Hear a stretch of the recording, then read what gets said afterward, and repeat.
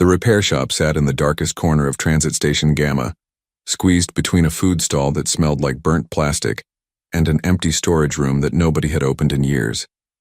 Most people walked past without noticing the faded sign that read Cole's Repairs, everything fixed. David Cole liked it that way. Fewer customers meant fewer headaches, and at 40 years old he had enough headaches to last a lifetime. He was elbow deep in a broken cooling unit when he heard the door chime. David swore under his breath and pulled his arm out, wiping grease on his already filthy work pants. He looked up and saw nothing at first. Then he heard a small voice, high-pitched and frantic. "Please, please, you must help." David leaned over his workbench and spotted a small Quilvan child standing in his doorway. The insectoid species barely reached his knee, with 4 thin arms and large compound eyes that reflected the shop's dim lights. The child was holding something wrapped in a torn cloth, clutching it like a precious treasure. "Shop's about to close, kid," David said, not unkindly.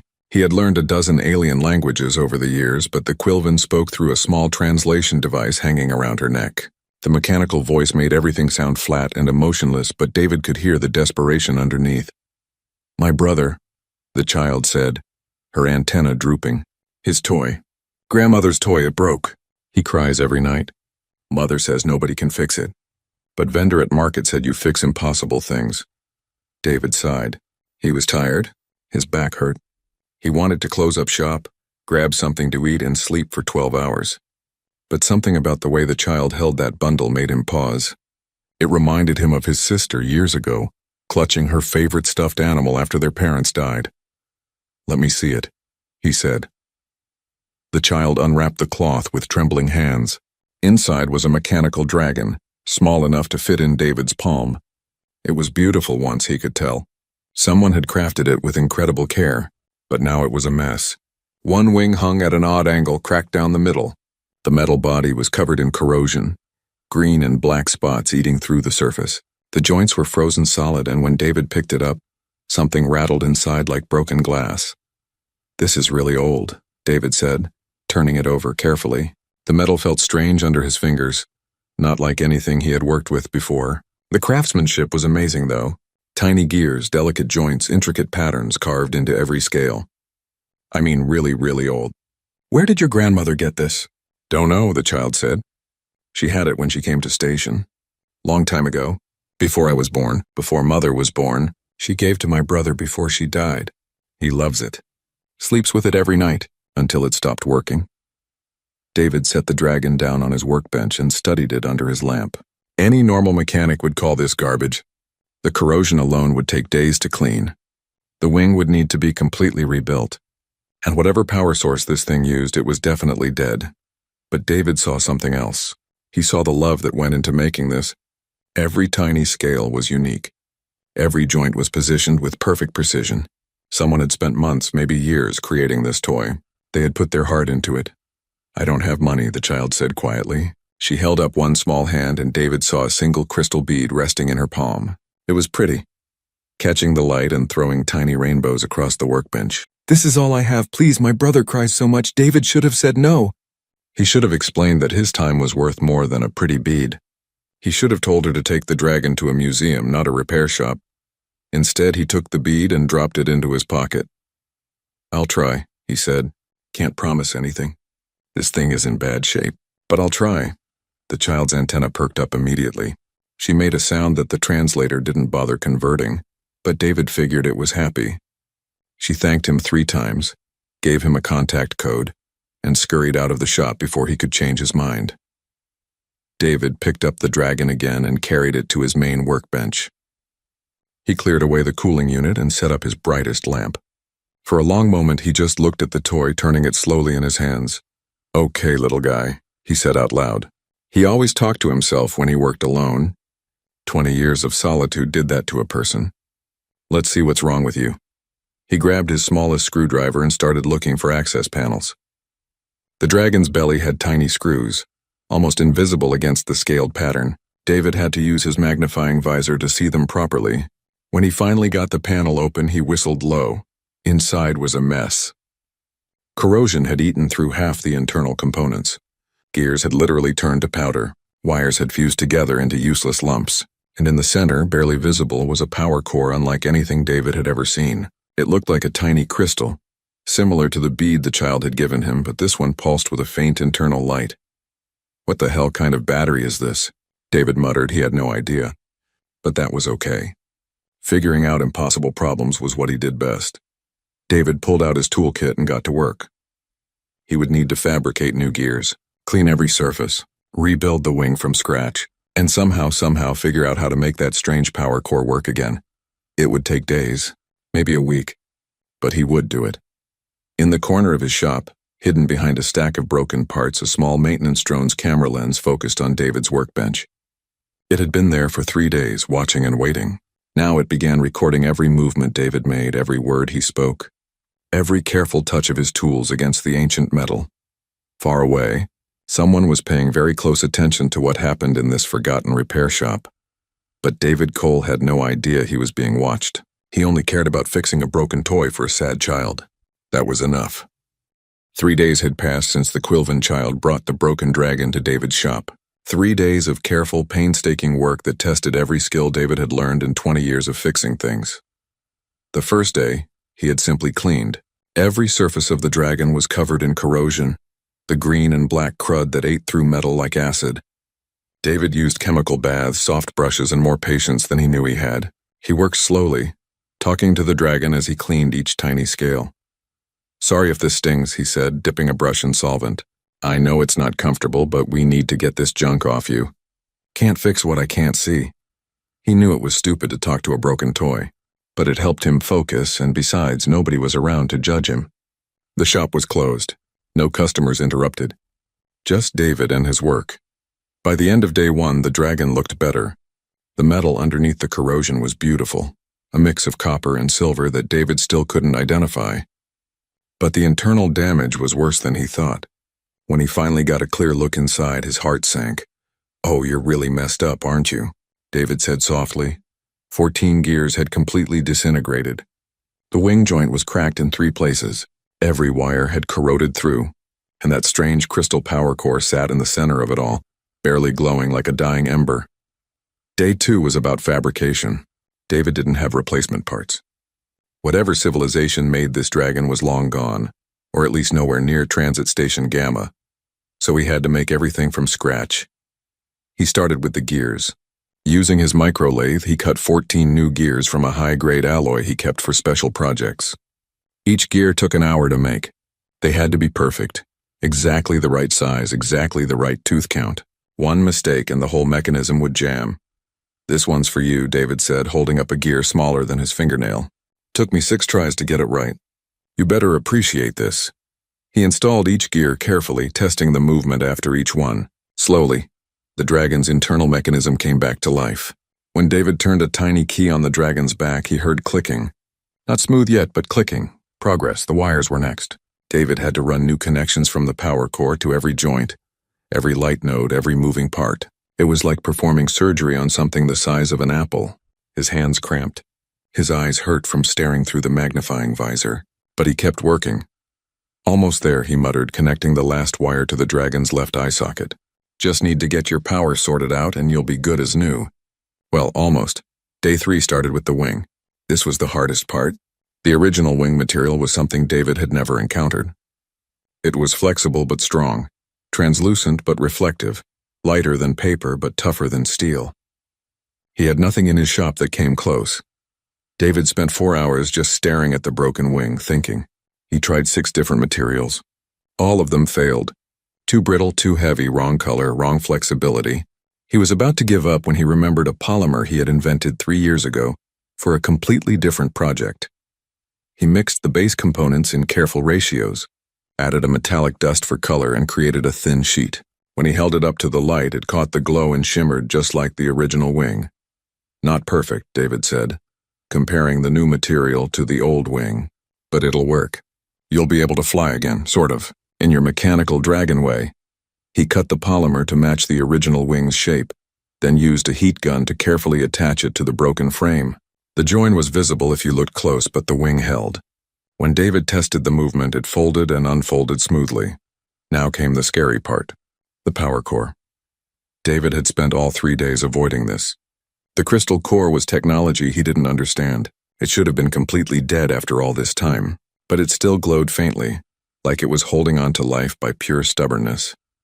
He cleaned the connections around the core with steady hands. Corrosion had built up on every contact point, blocking the flow of whatever energy this thing used. David scraped and cleaned until the contacts shone like new metal. Then he held his breath and activated the core. Nothing happened. David's heart sank. All this work and the dragon would stay dead because he couldn't figure out the power source. "Come on," he said quietly. "Don't do this to me. That kid needs you to work. Her little brother cries every night. You're important to them. So wake up." He tapped the crystal gently, checked the connections again, adjusted the tiny prongs that held the core in place. Still nothing. David sat back in his chair and rubbed his eyes. He was exhausted. 3 days of work, barely any sleep, and for what? A dead toy that would never work again. Then he noticed something. The crystal core pulsed a little brighter when he talked. "Just a tiny bit, but it was there. You can hear me?" David said, leaning forward. The crystal pulsed again. That was impossible. Power cores didn't respond to sound. They were just batteries, dumb pieces of technology that stored and released energy. They didn't listen, but this one seemed to be listening. David talked to it. He explained what he had done, how he had cleaned and repaired every part of the dragon. He told the crystal about the Quilvan child and her brother. He promised that if the core would just work again, the dragon would be loved and cared for. The crystal's glow grew stronger. David's breath caught. He watched as light spread through the crystal, brighter and brighter until it was blazing like a tiny star. Energy flowed through the wires David had installed. The dragon's eyes lit up, glowing amber. The gears turned smoothly, clicking into place. The wings stretched out, the new one moving just as well as the original. Then the dragon opened its tiny jaws and let out a soft, mechanical roar. David laughed. He actually laughed, something he hadn't done in months. The sound echoed through his empty shop, bouncing off walls covered in broken parts and half-finished projects. "You're alive," he said, grinning like an idiot. "You actually work." The dragon turned its head to look at him. Its amber eyes focused on his face. Then it folded its wings and settled onto the workbench, looking content. David carefully placed the dragon in a padded box. Tomorrow the Quilvan child would come to pick it up. She would be so happy. Her brother would stop crying, that was all that mattered. In the corner of the shop, the hidden maintenance drone captured every moment of the repair, every word David spoke, every gentle touch of his hands. The drone's processor marked this footage as critical priority and prepared to transmit it across the galaxy. Someone very powerful had just watched a human do the impossible, and they were very, very interested. 2 weeks had passed since David fixed the dragon toy. The Quilvan child had picked it up, her antenna vibrating with joy when she saw it working. She had paid him with that single crystal bead, and David had watched her scurry away with the dragon held carefully in her arms. That was that. Another job done. David had moved on to other projects, a broken water filter for a Hravian trader, a malfunctioning door lock for station security, the usual boring stuff that paid the bills and kept him occupied. He was working on a busted communication device when he heard unusual sounds outside his shop. Heavy footsteps. Lots of them. Then voices, low and urgent. David frowned and looked up from his workbench. Through his dirty shop window he saw people running. Merchants closing their stalls. Security guards moving into formation. Something big was happening. David wiped his hands and walked to his door. He opened it and stuck his head out, looking down the corridor. A crowd had gathered about 50 meters away, everyone staring at something David couldn't see. "What's going on?" he asked a passing Hravian. "Important ship docked," the alien said, his translator making his voice sound nervous. "Very important." Station master himself went to greet them. "Who is it?" But the Hravian had already hurried away, disappearing into his shop and slamming the security shutters down. David shrugged and went back inside. Whatever political nonsense was happening, it had nothing to do with him. He was just a mechanic in a forgotten corner of the station. Important people didn't visit places like this. He picked up his tools and returned to the communication device. 2 minutes later, his door opened. David looked up, ready to tell whoever it was that he was busy. Then the words died in his throat. Standing in his doorway was something David had only seen in history books. A Dravaxian, tall, at least 7 feet, with scales that shifted between gold and red like liquid metal. Four eyes arranged in two pairs, both sets focused directly on David. Four arms, two clasped in front, two hanging relaxed at his sides. He wore robes that probably cost more than David's entire shop, deep purple with silver threading that seemed to move on its own. Behind the Dravaxian stood two guards in powered armor, weapons clearly visible but not aimed at anyone. Yet, the Dravaxian had to duck to enter David's shop. When he straightened up, his head nearly touched the ceiling. The air felt heavier somehow, like the alien's presence changed the atmosphere itself. David stood frozen, his wrench still in his hand. His brain struggled to process what he was seeing. Dravaxians were rare, more than rare. They were ancient, powerful, and they definitely didn't visit repair shops on backwater stations. "You are the mechanic who repaired the toy," the Dravaxian said. His voice was deep, rolling like distant thunder. He spoke perfect English, not using a translator. David noticed his lower eyes tracking every detail of the shop while his upper eyes remained locked on David's face. David said intelligently. "What toy?"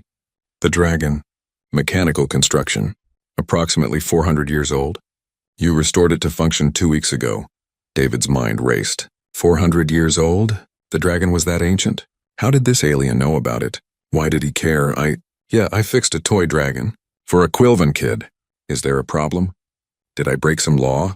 The Dravaxian stepped further into the shop. His guards remained at the door, blocking it completely. David felt his heart hammering in his chest. He wasn't scared exactly, but he wasn't not scared either. "My name is Historian Prince Wrath," the alien said.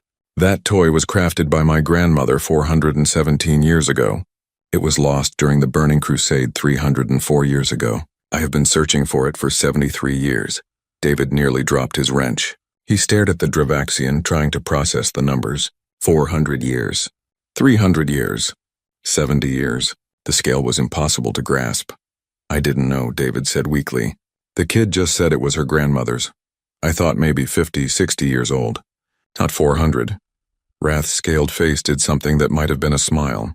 It was hard to tell with alien expressions. "I placed monitoring systems across 12 systems," Wrath continued. "Sensors designed to detect my family's lost artifacts. When the Quilvan family registered the toy for a transit permit, my system flagged it immediately. I dispatched a surveillance drone to observe." He paused, all four eyes focusing on David with uncomfortable intensity. "I wanted to see if whoever possessed it understood its value, if they would treat it with respect or discard it as worthless junk." David's stomach dropped.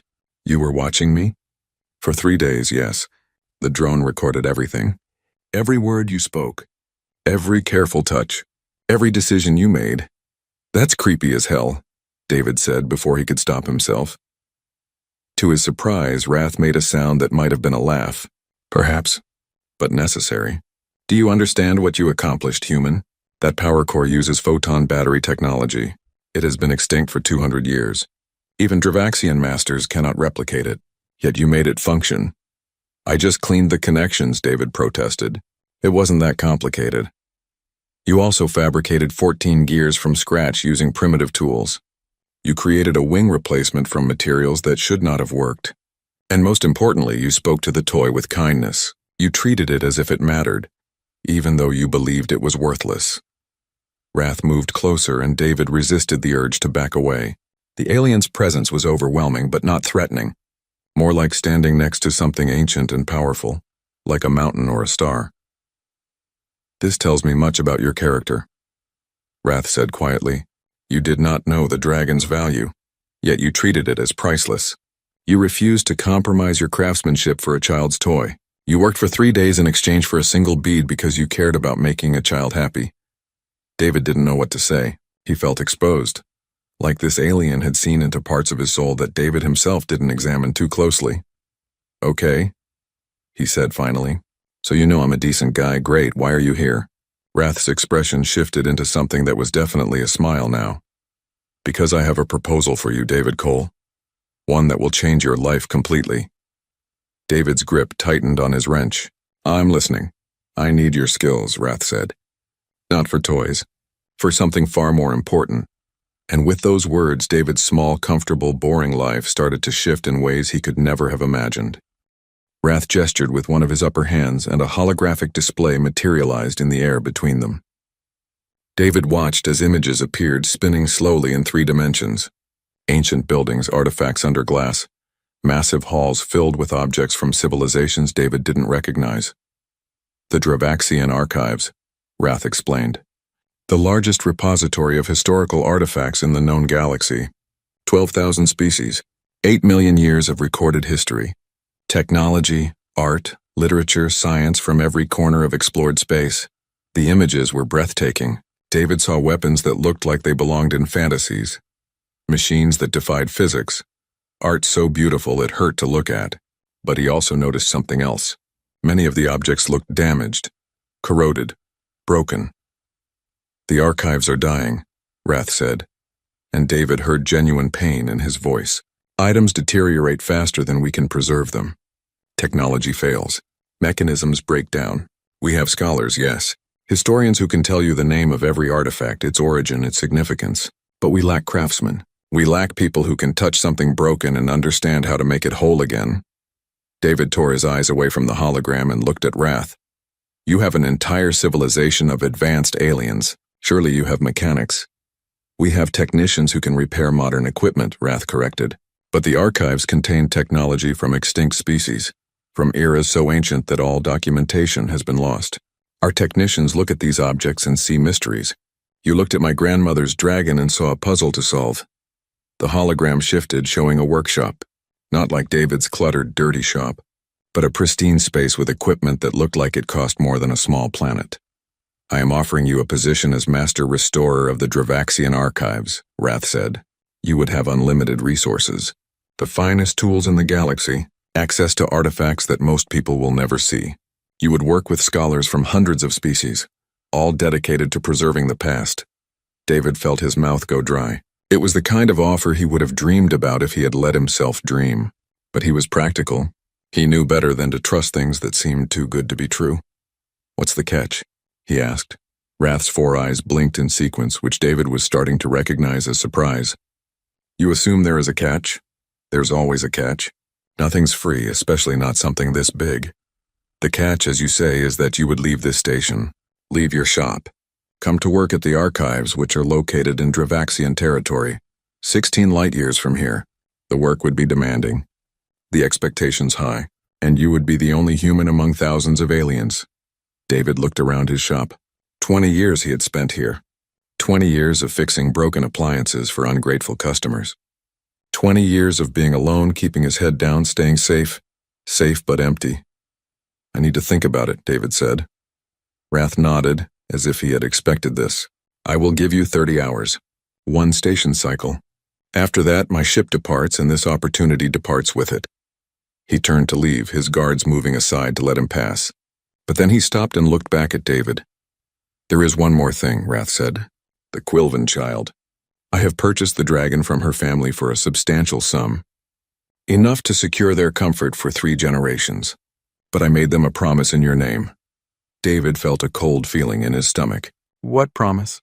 That you would create a new toy for the child. Something equally special. Something made by your hands, carrying your craft, not just my grandmother's memory. You told them I'd make a toy? Without asking me first? Yes, Rath said simply. Because I believe you will do it regardless of whether you accept my offer. Because that is who you are. With that, the Dravaxian left. His guards followed. The door closed behind them, and David was alone in his shop again. For a long moment, he just stood there holding his wrench, staring at the space where the hologram had been. His mind was spinning. Master Restorer. Dravaxian Archives. 16 light-years away. Unlimited resources. Leave everything behind. He sat down heavily in his work chair and put his head in his hands. The smart move was to say no. Stay here, stay safe. Keep fixing broken appliances until he got too old to work. Then retire on whatever meager savings he had managed to scrape together. Die alone in a small room on a space station nobody cared about. The thought made him sick, but the alternative terrified him. What if he wasn't good enough? What if the dragon repair had been luck? What if he got to the archives and failed, couldn't restore anything important, proved to be just a mediocre mechanic from a backwater station? David spent the next few hours trying to work. He picked up the communication device, but his hands were shaking too much to hold the small components. He tried to organize his tools, but kept losing track of what he was doing. Finally, he gave up and left the shop. He walked the station corridors for hours, up to the observation decks where he could see ships coming and going, down to the lower levels where families lived in cramped quarters, through the markets where merchants sold goods from 100 worlds. He watched people, aliens and humans, all living their lives, some happy, some miserable, most just existing, going through the motions, surviving. Was that what he wanted? To just survive. He thought about his sister. She had died 15 years ago, back on Earth, from a disease that could have been cured if they had more money. David had left Earth after that, unable to stay in a place that reminded him of her. He had drifted from station to station until he ended up here, where he had stayed because it was easier than moving again. His sister had always told him he wasted his talent, that he could do amazing things if he just tried. He had ignored her, played it safe, kept his head down, and where had that gotten him? A dingy shop and a life so small he could hold it in one hand. David found himself back at his shop near the end of the 30 hours. He opened the door and looked at his workbench, at the tools he had collected over 20 years, at the half-finished projects scattered everywhere. Then he pulled out his personal communicator and called Wrath. "I'll do it," David said when the Dravaxian answered. "But I have conditions." "Name them," Wrath replied, and David could hear satisfaction in his voice. "I keep the shop, as a side project, a place where anyone can get things fixed no matter how poor they are." "Agreed." "I want to train apprentices, share what I know, no hoarding knowledge." "Agreed." "And I'm making that toy for the Quilven kid before I leave. Doesn't matter how long it takes." And agreed. David took a deep breath. "Then I accept your offer." "Excellent. I will make arrangements. Take the time you need for the toy. We will wait."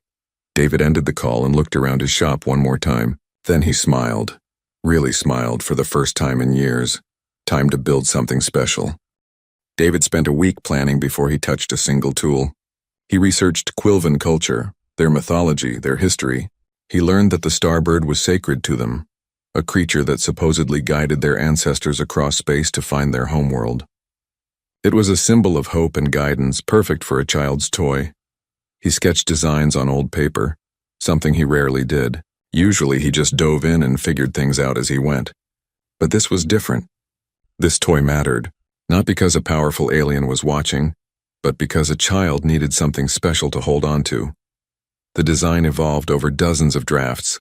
The starbird would be larger than the dragon, about the size of a small house cat. It would have articulated wings that could fold and unfold smoothly, crystal nodes along its body that would catch light and glow softly. And it would sing, a gentle melody based on traditional Quilven songs he found in the station's database. On day 3, he started building. The frame came first. David used a titanium alloy, strong but lightweight. He shaped it by hand, heating and bending the metal into the bird's basic skeleton. It took 6 hours just to get the spine right, the curve that would let the bird's neck move naturally. "You're going to be beautiful," David said to the half-formed frame.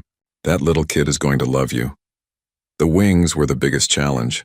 They needed to be delicate but strong, capable of folding completely flat against the body or spreading wide. David created a joint system using micro ball bearings and flexible carbon fiber struts. Each wing had 7 segments that moved independently but worked together smoothly. He tested the movement over and over, making tiny adjustments until the wings flowed like water. The crystal nodes were next. David didn't have access to the same technology as the ancient dragon's power core, but he had something better: photoreactive crystals that absorbed ambient light and released it slowly as a soft glow. He embedded 12 of them along the bird's body, positioning them where they would catch the most light. When he finished, the starbird glimmered even in his shop's dim lighting. Day 5 was for the internal mechanisms. The bird needed to move on its own, not just be posed. David installed a small motor system powered by a standard energy cell, the kind you could buy anywhere. No mysterious ancient technology that would be impossible to replace. When this toy eventually broke, any mechanic could fix it. The motor controlled the head movement, the wing articulation, and the tail feathers. David programmed simple behavior patterns. The bird would occasionally stretch its wings, turn its head as if looking around, and ruffle its feathers when touched. But the most important part was the song. David wasn't a musician. He could barely carry a tune, but he spent hours listening to Quilvan music, trying to understand the patterns, the rhythms that would sound right to Quilvan ears. He synthesized a melody using software, adjusting frequencies until it sounded gentle and soothing. Then he embedded the sound system inside the bird's chest, behind protective plating. When activated, the starbird would sing its soft song, a lullaby for a child who cried at night. Day 7, David added the final touches. He painted the frame with metallic pigments that shifted between silver and blue, matching descriptions of the mythological starbird. He etched patterns into the metal, geometric designs from Quilvan art. He polished every surface until the bird gleamed. Finally, he installed the eyes. 2 small cameras linked to a basic AI that let the bird track movement and turn to face whoever was nearby. The eyes glowed with a warm amber light, the same color as the dragon's eyes had been. David stepped back and activated the completed toy. The starbird came to life smoothly. Its head turned, looking around the shop. The wings spread slowly, crystal nodes glowing softly. Then it began to sing, the gentle melody filling the space. David felt his throat tighten. The toy was more than he had hoped for. It was genuinely beautiful, something that honored both his craft and the Quilvan culture. A child would treasure this. A child would feel loved holding this. He carefully deactivated the bird and placed it in a protective case. Then he contacted the Quilvan family. They arrived an hour later. The mother, the small girl who had first brought him the dragon, and a tiny boy who couldn't have been more than 4 years old in human terms. The boy's eyes were red and his antenna drooped sadly. David opened the case and showed them the starbird. The reaction was immediate. The boy's antenna shot straight up. His eyes went wide. He made a sound that the translator converted to pretty, but didn't capture the pure joy in his voice. "This is for you," David said, kneeling down to the boy's level. "It's a starbird like in your people's stories. It will sing to you when you're sad. It will keep you company at night. And if it ever breaks, any mechanic can fix it. I made sure of that." He activated the toy. The starbird spread its wings, crystals glowing. It turned its head to look at the boy and began to sing. The little boy reached out with trembling hands. David placed the starbird gently in his arms. The boy hugged it close and the toy adapted, folding its wings protectively around him while continuing its song. The mother was crying. So was the sister. They thanked David in rapid Quilvan, the words tumbling over each other too fast for the translator to keep up. David understood anyway. "Take care of it," he said, "and take care of each other." The family left, the boy still clutching his starbird, its song fading as they walked down the corridor. David stood in his empty shop and wiped his eyes. He wasn't crying. Just dust in the air, that's all. Wrath appeared in the doorway a few minutes later as if he had been waiting nearby. "That was exceptional work," the Dravaxian said quietly. "You gave that child more than a toy. You gave him comfort, security, love made tangible." David shrugged, embarrassed. "It's just a toy." "No," Wrath said firmly. "It is craft raised to art. It is function merged with caring. It is exactly what the archives need, what the galaxy needs." He extended one hand toward David. "Are you ready to begin?" David looked around his shop one last time. 20 years of his life contained in this small space. But it was time to move forward. Time to matter in a bigger way. He took Wrath's hand. "Yeah," David said. "I'm ready." The journey to the Dravaxian archives took 3 days through quantum slip space, a form of travel that made David's stomach feel like it was turning inside out. He spent most of the trip in his assigned quarters, trying not to throw up and questioning every decision that led him here. But when Wrath's ship dropped back into normal space, and David got his first look at the archives, every doubt evaporated. The structure was massive beyond comprehension. It orbited a gas giant moon, a geometric marvel that seemed to shift and change as David watched.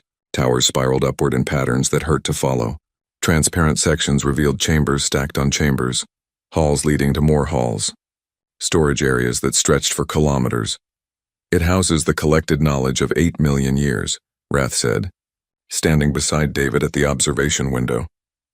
"Every major civilization that achieved space travel has contributed, some willingly, some through salvage after their extinction.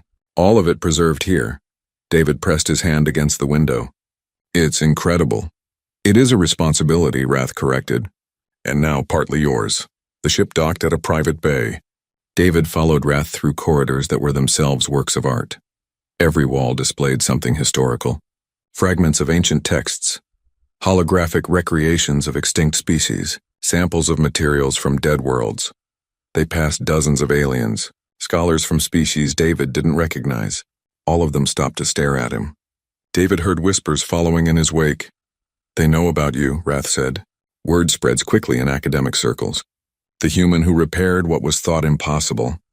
Great, David muttered. No pressure. Rath led him to a massive workshop and David stopped in the doorway, stunned. The space was 3 times the size of his entire shop back on the station. Equipment lined the walls, tools he recognized and tools he had never seen before. Multiple workbenches, each designed for different scales of work. Storage units filled with materials from across the galaxy. And light. Beautiful natural light streaming through transparent sections of the ceiling. This is yours, Rath said. Your workshop. I took the liberty of having your tools and belongings transported here. They should arrive within a few days. David walked into the space slowly, touching the workbenches, examining the tools. Everything was pristine. Perfect. Exactly what he would have dreamed of if he had let himself dream big. What do you want me to work on first? He asked. Rath smiled and gestured. A section of the wall slid open, revealing a storage chamber beyond. Inside, David saw dozens of objects, each in its own protective case. These are items from Earth, Rath explained, recovered from a destroyed colony 30 years ago. Most historians declared them too damaged to restore. They have been in storage since then, waiting for someone with the skill to attempt recovery. David approached the cases and looked at the objects inside. A music box, its mechanism frozen with age. A mechanical typewriter, keys jammed and ribbon dried out. A wind-up toy soldier, spring broken and paint faded. A pocket watch, crystal cracked and gears corroded. They were pieces of human history, not ancient like the dragon, but old enough that they represented a time before humanity spread to the stars, before everything became digital and disposable. These are from Earth? David asked, his voice rough. From the colony New Boston, yes. Settlers brought family heirlooms, pieces of home. When the colony was destroyed by a solar flare, these items were recovered from the ruins. They were deemed historically significant but unrestorable. David carefully opened one of the cases and picked up the music box. It was small, wooden, with a delicate painting on the lid showing a winter scene. He could imagine someone's grandmother carrying this across light years, treasuring it as a connection to a world left behind. I'll fix them, he said quietly. All of them. I have no doubt, Rath said. Take your time. Learn the facility. Meet the other keepers. This is your home now. Over the next 3 months, David settled into his new life. He repaired the Earth artifacts first, working slowly and carefully. The music box was particularly challenging. The mechanism had been handcrafted in a style not used for 200 years. David had to research historical techniques, learn how music boxes were made before automation.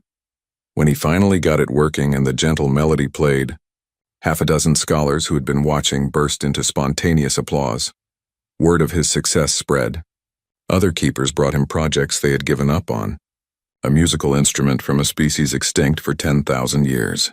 David studied the surviving documentation, made educated guesses about how it should sound, and got it playing again.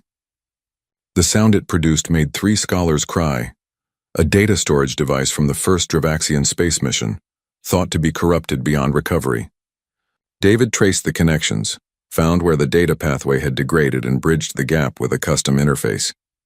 The recovered files contained the personal logs of the mission commander, words that had been thought lost forever. But the most important change was how David worked. He started teaching. At first, a few curious scholars would watch him. Then more came. Young keepers, apprentices, students from a dozen species. They watched how David approached problems, how he thought through challenges, how he treated every object with respect regardless of its apparent value. David explained everything. His reasoning, his techniques, his instincts. He turned his solitary craft into a shared knowledge. Every broken thing wants to work again, he told his students. Your job is to listen to what it needs. Not what you think it needs, what it actually needs. The students started applying his methods. Success rates on restoration projects increased. Items that had been in storage for decades were brought out and repaired. The archives came back to life in ways it hadn't been in centuries. 6 months after arriving, David sat in his workshop late at night, working on a personal project. A small mechanical dragon, similar to the one that had started everything but his own design. He was making it as a gift for the Quilven boy, a companion to the Starbird. Wrath found him there, working by the light of his bench lamp. "You are content," Wrath observed. It wasn't a question. David looked up and nodded. "Yeah, I am. For the first time in a long time, I feel like I'm doing something that matters." "You preserve the past," Wrath said, settling into a chair nearby. "You ensure the future remembers how to value craftsmanship. My grandmother used to say that creation is the highest form of memory. You embody that principle." David turned back to his dragon, adjusting a tiny gear. "I just fix things." "No," Wrath said with absolute certainty. "You restore meaning. There is a profound difference." Outside the workshop windows, the archives continued their slow orbit, chambers glowing with preserved history. And in one small workshop, a human mechanic worked on a toy dragon, his hands steady, his purpose clear. In a galaxy of disposable technology and forgotten crafts, David Cole had found his place. Not because he was the smartest or the most skilled, but because he cared enough to fix what others would discard, because he saw value where others saw junk, because he treated everything, no matter how small, as if it mattered. And in the end, that made all the difference.